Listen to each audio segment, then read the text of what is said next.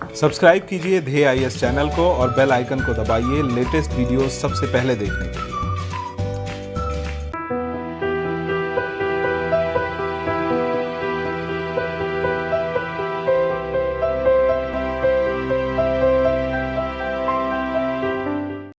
नमस्कार, मैं सुनील वर्मा ध्येय आईएएस टीम की ओर से आपका स्वागत करता हूं ध्येय टीवी पर। हम बात करेंगे डेली करंट अफेयर्स के अपने प्रोग्राम पर, जैसा कि हम प्रतिदिन करते आए हैं। इस वीडियो में दो टॉपिक मैं डिस्कस करूंगा। पहला है कासोवाल इनक्लेव चर्चा में क्यों है, जो कि आपके स्क्रीन पर लिखा हुआ है, इसको हम डिस्कस करेंगे। वहीं दूसरी जो खबर होगी उसमें हम डिस्कस करेंगे कोड़े मारने की सजा खत्म। देखेंगे किस देश के द्वारा यह निर्णय लिया गया है, क्यों लिया गया है, इसके निहितार्थ क्या क्या हो सकते हैं, इनको हम डिस्कस करेंगे। हम वीडियो स्टार्ट करें उससे पहले एक छोटी सी सूचना कि अगर आप चाहते हैं कि प्रारंभिक परीक्षा में आप अपने आप को सिक्योर फील करें, तो ये जरूरी होता है कि जो कुछ भी पढ़ रहे हैं आप उससे बनने वाले प्रश्नों को सॉल्व करते रहें, जिससे आपको यह पता चल सके कि आखिर आपकी तैयारी कितनी अच्छी है, कहाँ सुधार की गुंजाइश है, कहाँ ह्यूमन एरर हो रहा है, इन सभी चीज़ों को। तो इसी के लिए आज रात में आपके सामने एक वीडियो प्रेजेंट किया जाएगा MCQ अर्थात मल्टी चॉइस क्वेश्चंस का। आई होप आप उसको सॉल्व करेंगे और उसको देखेंगे कि आखिर आप सिर्फ वीडियो देखकर जो है कि काम चला रहे हैं या वास्तव में प्रारंभिक परीक्षा के लिए भी आप तैयार हो रहे हैं।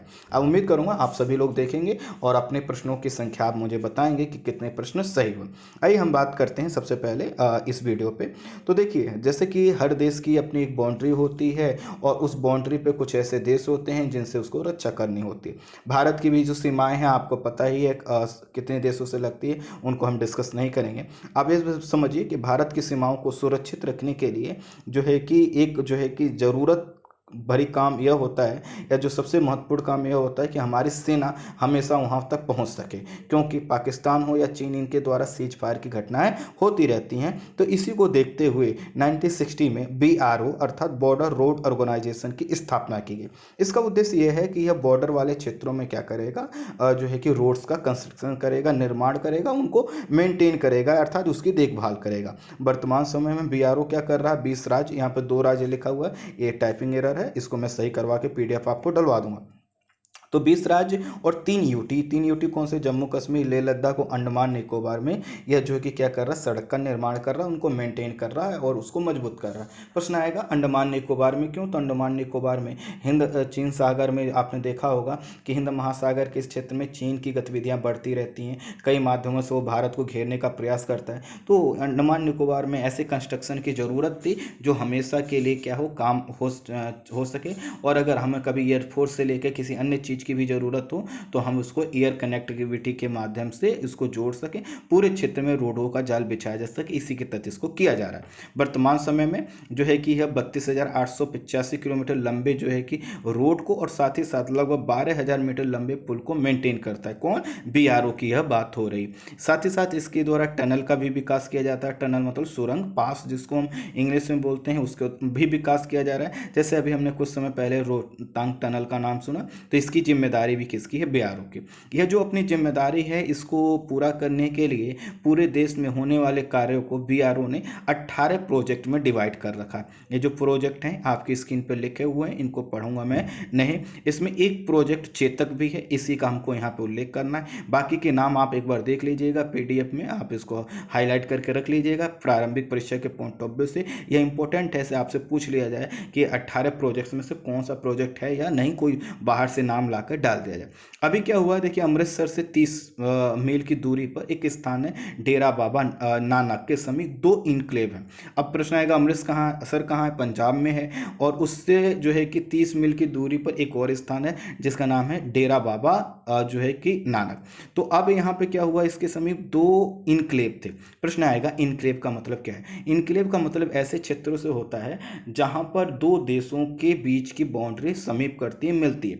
जैसे आपने देखा होगा कुछ समय पहले हमने क्या किया, भारत और बांग्लादेश ने क्या किया था कि एक दूसरे से इनक्लेव क्या किया था, शेयर किया था। तो इनक्लेव से तात्पर्य ऐसे एरिया से है जहाँ पे हमारी बाउंड्री क्या है, बिल्कुल बहुत मजबूत नहीं है और वो 2 देशों के बीच का एक क्षेत्र है, ऐसे क्षेत्रों को बोलते हैं इनक्लेव। तो अब मैं आपको सबसे पहले आपको इसकी लोकेशन दिखा देता हूँ। ये देखिए इंडिया और एक तरफ पाकिस्तान। अब देखिए यहाँ पे एक आपको दिखाई दे रहा होगा एक जिला गुरुदासपुर, और ये आ रहा आपका डेरा बाबा नानक, और ये रहा आपका पाकिस्तान, और इसी में देखिए एक नदी है, ये दिखाई गई है। कौन सी नदी है? ये आपको दिखाई गई है रावी नदी। और उसी के साथ साथ एक जो लोकेशन है, इम्पोर्टेंट लोकेशन, उसको देखिए। यहाँ पर एक छोटा सा ये देखिए पॉइंट देखिए। तो इसमें देखिए पॉइंट में आपको एक नीली लाइन दिखाई दे रही होगी और उसका कुछ हिस्सा पाकिस्तान में, कुछ जो है कि इंडिया में दिखाई दे रहा होगा। तो यह जो क्षेत्र है इसी को बोला जाता है आपका कासोवाल इनक्लेव। तो ये जो कासोवाल इनक्लेव है कहाँ पे? जो है कि इंडिया में गुरदासपुर, और ये जो है डेरा बाबा नानक जो के पास में ये स्थल है।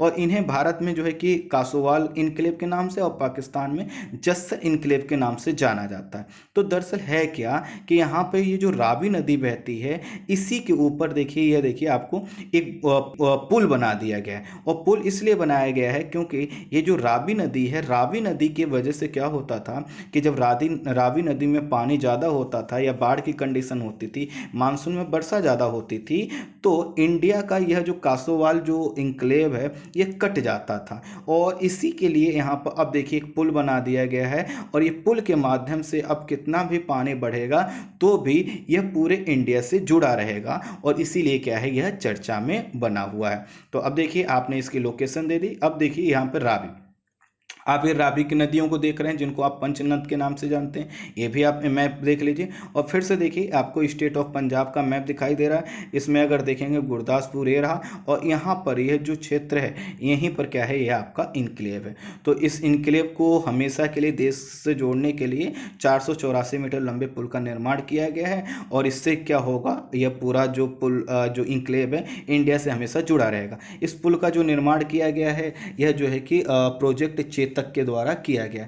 प्रोजेक्ट जो चेतक है वो पंजाब, हरियाणा और राजस्थान में जो बॉर्डर रोड ऑर्गेनाइजेशन जो काम करता है उनको प्रोजेक्ट चेतक के तहत करता है। जैसा कि मैंने बताया कि इसके बीआरओ के 18 जो प्रोजेक्ट्स पूरे देश में चल रहे हैं, लेकिन पंजाब, हरियाणा और राजस्थान में जो प्रोजेक्ट निर्माण करता है उनको प्रोजेक्ट चेतक के तहत रखा जाता है। रावी नदी का जब जल स्तर बढ़ जाता था, जैसा मैंने बताया, कट जाता था, इसलिए ज़रूरत थी एक लंबे समय से एक ऐसे पुल की जो इसको हमेशा जोड़े रखे। यहाँ पे पुल था पहले, लेकिन वह इतना मजबूत नहीं था कि हर तरह से वह हमेशा के लिए कनेक्ट रख सके। इसीलिए जो पुल का विकास किया गया है वो पुल का विकास काफ़ी अच्छा मजबूत किया गया है। और इस पर जो है कि क्लास 70 का परमानेंट ब्रिज बनाया गया है। इसका मतलब ये ऐसे ब्रिज से होता है जिसका प्रयोग आप जो है कि सैनिक सामग्री अर्थात भारी सामानों को, आर्टिलरी को ले जाने के लिए भी आप कर सकते हैं। यह जो इंक्लेव है 1965 और 1971 के जो वॉर हुए थे हमारे, उसमें बहुत इंपॉर्टेंट रोल अदा कर चुका है। इसलिए हमारी यह जिम्मेदारी थी कि हम उसको हमेशा से जोड़ के रखें। और यह जो क्षेत्र है, यह जो पुल बनने से यह क्षेत्र ना सिर्फ जो है कि सैनिक पॉइंट ऑफ व्यू से, स्ट्रेटेजिक पॉइंट ऑफ व्यू से इम्पोर्टेंट हो गया है, बल्कि अब इसके पुल के बनने से क्या होगा कि एक हमारे इंडिया के लोग दूसरी तरफ भी जाकर, अर्थात हमारे इंक्लेव जो पहले कट जाता था वहाँ पर भी जाकर अब क्या कर सकेंगे, रावी नदी के जो किनारे वाला क्षेत्र है वह क्या काफ़ी फर्टाइल है, काफ़ी उपजाऊ है। आपको पता है कि पंजाब वाले क्षेत्र में चावल की बहुत अच्छी पैदावार होती है। उसके पीछे का कारण ये है कि पहले यहाँ की नदियों में जल ज़्यादा होता था, उसके वजह से चावल का प्रोडक्शन अच्छा होता था। तो अब देखिए रावी नदी चूंकि यहीं से गुजर रही, इसी की वजह से इंक्लेव जो है कि कट जाता, तो कहीं ना कहीं यह बिल्कुल नदी के समीप वाला है। नदी इसी पर जो है कि पुल बनाया गया है। तो यहाँ पे क्या है, रावी नदी के द्वारा काफ़ी जो है कि मिनरल्स लाए जाते हैं अपनी मिट्टी में, और इसकी वजह से यहाँ की जो सॉइल है वो काफ़ी फर्टाइल मानी जाती है, काफ़ी उपजाऊ मानी जाती है। और इसके वजह से यहाँ पर अब क्या होगा कि यहाँ पर रहने वाले लोग जो हैं चावल की खेती कर सकेंगे, अर्थात इसका कृषि कार्य के लिए भी इसका उपयोग किया जा सकेगा।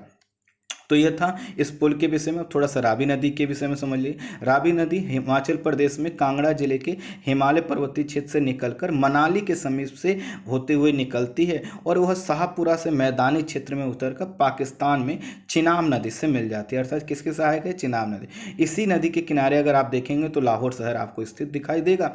और यह जो नदी है यह जो है कि भारत और पाकिस्तान के पैरेलल लगभग जो है 80 किलोमीटर एक बाउंड्री बनाती है। और इसी बाउंड्री का एक हिस्सा आपको क्या है कासोवाल इनक्लेव के रूप में दिखाई देता है। इस नदी पर बारी दोआब नहर निकाली गई है। बारी दो शब्दों से मिलकर बना है, बा का मतलब ब्यास और री का मतलब रावी।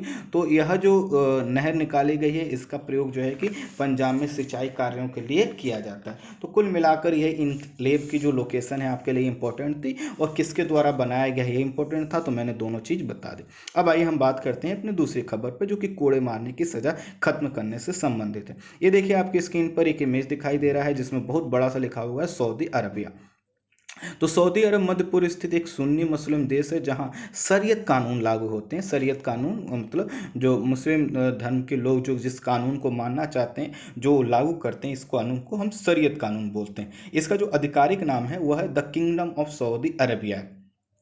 इसकी स्थापना 1750 के आसपास जो है कि सऊद द्वारा की गई थी और यह चूंकि अरब मरुस्थलीय क्षेत्र में पाया जाता है और इसी के कारण इसको सऊदी अरबिया के नाम से जाना जाता है। इस्लाम धर्म के जो प्रवर्तक थे मोहम्मद साहब का जन्म यहीं पर हुआ था। इसके कारण इसका जो कि धार्मिक महत्व काफ़ी ज़्यादा है।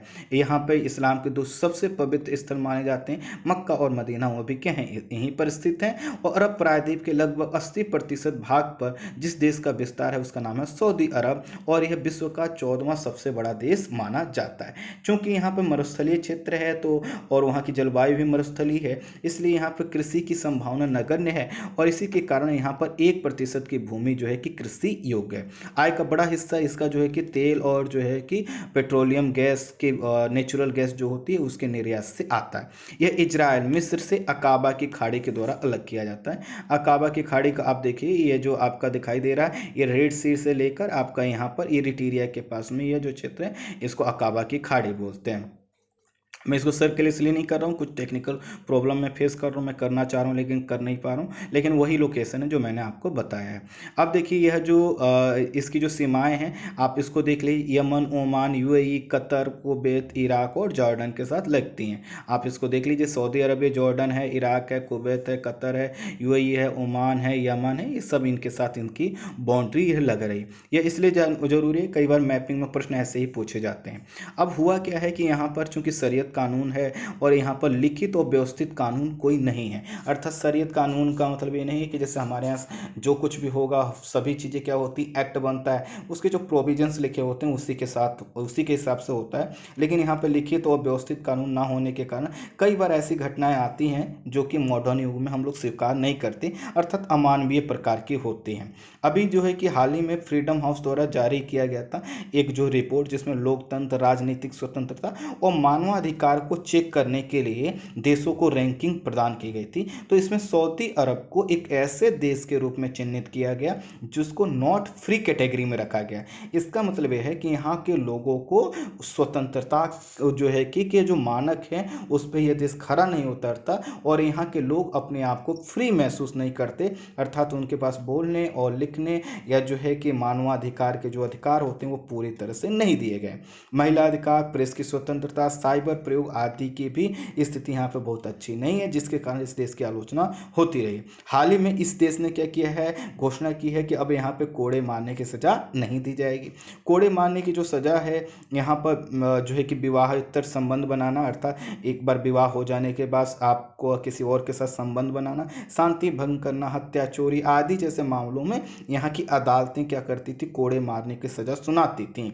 अब वो होता क्या था, जो कोड़े मारने की जो सज़ा है चूँकि लिखित रूप में है नहीं किस कानून के लिए कितना दिया जाएगा, तो शरीयत कानून होने के कारण यहाँ पे जज क्या करते थे, अपने अपने हिसाब से हर शब्द का धार्मिक अर्थ के हिसाब से अपनी व्याख्या करते थे और अलग अलग सज़ा सुनाते थे। और इस सज़ा सुनाने की वजह से इनमें एक जो प्रमुख बिंदु था वह कोड़े मारने की सज़ा, लेकिन अब इसको समाप्त कर दिया गया है। तो इस तरह से अब क्या होगा कि अब अगर कोई व्यक्ति अगर ऐसा अपराध करता है जिसके तहत कोड़े मारने की सज़ा है, जैसे विवाहेतर संबंध है, साइबर क्राइम है या जो है कि कुछ और है, तो उसके लिए क्या होगा, अब जज के पास एक विकल्प यह होगा कि वो जेल भेज सकता है, जुर्माना वसूल कर सकता है, समाज सेवा की जो है कि सज़ा दे सकता है। आपने देखा होगा कि आपको सफाई करनी है या कुछ ऐसा जो भी जज डिसाइड कर सकते हैं, लेकिन कोड़े मारने की सज़ा नहीं दी जाएगी। और दोस्तों ये कोड़े मारने की सज़ा को लेकर बात इसलिए उठी थी कि यहाँ पर 2015 में एक बहुत इंपॉर्टेंट घटना हुआ था।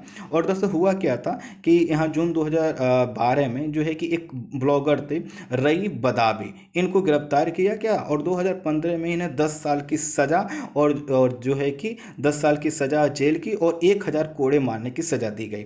ये देखिए एक फ़ोटो देखिए कितना अमानवीय है कि इस व्यक्ति के शरीर पे कहीं ऐसा जो जगह नहीं है कि आप कह सकें कि कोई बच्चे, हर जगह कोड़े मारा है और कोड़े मारने का प्रचलन जो है वो अमानवीय है और उसी के साथ साथ ऐसी सज़ा देने का प्रयास किया जाता है जिससे कोई ना करे। बदावी पर क्या जो है कि इल्ज़ाम था, इन पर था कि इन्होंने इस्लाम का अपमान किया है, साइबर अपराध किया है और अपने पिता की अवहेलना की है, इसके कारण ये सज़ा दी गई।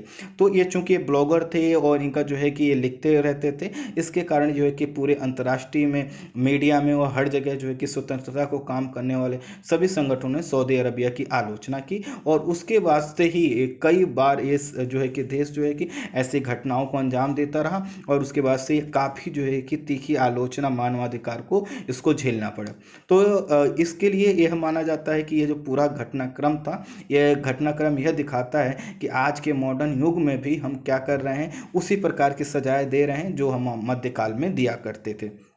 कुल मिलाकर अधिकांश संगठन इसे सामंती व्यवस्था वाला मानते हैं क्योंकि पुराने समय में यह राजे का आदेश पर इस प्रकार की सजाएं दी जाती थी और वही सजा वर्तमान में जो है कि सऊदी अरब द्वारा दी जाती है। हालांकि कोड़े मारने की सजा का इतिहास बहुत पुराना है। 1530 में इंग्लैंड में कानून बना था और उसके तहत कोड़े मारने की सजा दी जाती थी। आपको जानकर आश्चर्य होगा कि 1948 84 हो गया, इसको करेक्ट कर लीजिए, 1948 में जो है कि इंग्लैंड में इसको समाप्त किया गया। जब हम उपनिवेश थे, ऑस्ट्रेलिया भी उपनिवेश था, तो हमारे यहाँ भी जो है कि इस प्रकार की सजाएं अंग्रेज अधिकारी दिया करते थे। 1877 में हमारे यहाँ कई हजार लोगों को कोड़े मारने की सजा सुनाई गई थी। अमेरिका में भी गुलामों को यह सजा दी जाती थी, लेकिन अब इसे जो है कि अधिकांश देशों द्वारा समाप्त कर दिया गया। लेकिन सिंगापुर जिसको काफ़ी मॉडर्न देश माना जाता है, प्रगतिशील देश माना जाता है, वहाँ पर भी अब ये जो है कि कोड़े मारने की सजा दी जाती है।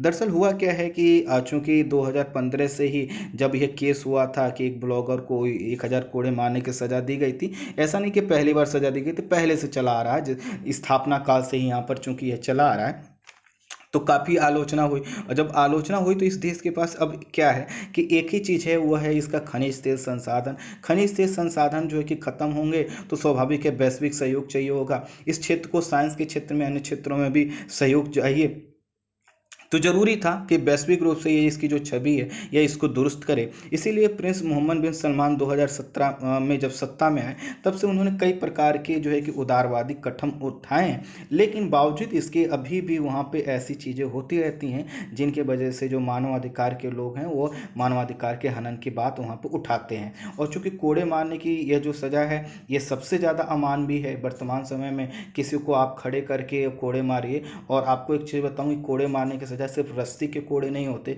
कई बार जंजीरें होती हैं, कई बार उनमें जो है कि कील तक लगी होती, पीन लगे होती, काफ़ी भयावह होता है और ये सज़ा दिया जाता है। लेकिन बावजूद इन्होंने जो है कि 2017 से अभी जो क्रम स्टार्ट किया है सामाजिक सुधार का या जो है कि कानूनी संरचना में बदलाव का, उससे उम्मीद कर सकते हैं कि आगे कुछ किया जाएगा। जैसे महिलाओं के अधिकार के मामले में ये देश बहुत पिछड़ा हुआ है, और यहाँ क्या पूरा जो गल्फ कंट्री वाला ये क्षेत्र है जहाँ पे भी शरीयत कानून होता है, महिलाओं को दोयम दर्जे का व्यवहार किया जाता है, बहुत ज़्यादा वहाँ पर अधिकार नहीं दिए जाते। ऐसा नहीं, सम्मान और अधिकार अलग अलग चीज़ें होते हैं, तो मैं यहाँ पर सिर्फ अधिकार को लेकर बात कर रहा हूँ। तो कुल मिलाकर ये जो कोड़े देने की सज़ा है, इसका जो संबंध था वो सऊदी अरबिया से था, और इसके जो मैंने ज्योग्राफी आपको बताया है, इसको थोड़ा सा आप जरूर नोट कर लीजिएगा, देख लीजिएगा, ये आपके लिए काफ़ी इंपॉर्टेंट है। स्टूडेंट, इस वीडियो में इतना ही, बाकी हम बात करते हैं रात को एक और वीडियो के माध्यम से। Thank you so much.